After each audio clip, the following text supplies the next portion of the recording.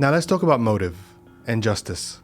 In his alleged 900-word manifesto, Elias Rodriguez justifies his attack on the Capital Jewish Museum by saying, "I am glad that today at least there are many Americans for which the action will be highly legible and in some funny way the only sane thing to do." It's hard not to draw parallels with two other acts of political violence we've seen in recent months, both justified as acts of justice. The first was the attempted assassination of Donald Trump, which narrowly missed the then presidential candidate and killed an innocent supporter in the stands, 50-year-old Corey Compertor. And of course, there was the killing of United Health CEO Brian Thompson, for which Luigi Mangione is now standing trial in New York.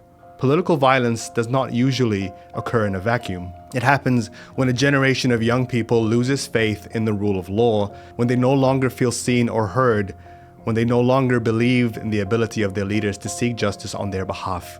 But it rarely, if ever, achieves its outcomes, justified or otherwise. The murder of these two diplomatic staff, one of whom is a Christian, achieves no justice for the lives of 53,000 Palestinians killed by Israel over the last 19 months. Not the 16,000 children dead, not the 10,000 still buried under rubble, the thousands more at risk now of starvation. Instead, it plays into the hands of the Israeli government, who have no issue spinning it to serve their own political aims. This is what happens when leaders in the world surrender to the Palestinian terrorist propaganda and serve it. Israel has been increasingly isolated on the world stage. It has lost the battle for public opinion, and it is fast losing its political support from its allies.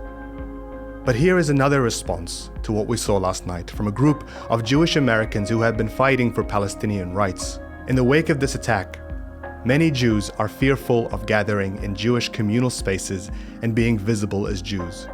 Through our grief, we wrestle with their added fear that these murders will be used to justify further acts of violence and state repression. When we allow our hearts to harden to such an extent that we shrug off acts of violence and treat someone's identity as grounds to deny their humanity, we lose our own humanity in the process. There are those who have already expressed support online for what happened in Washington, D.C. last night, seeing it as an extension of a just struggle. They are in the minority, but they are there. To those people, I have one simple question. What has it achieved?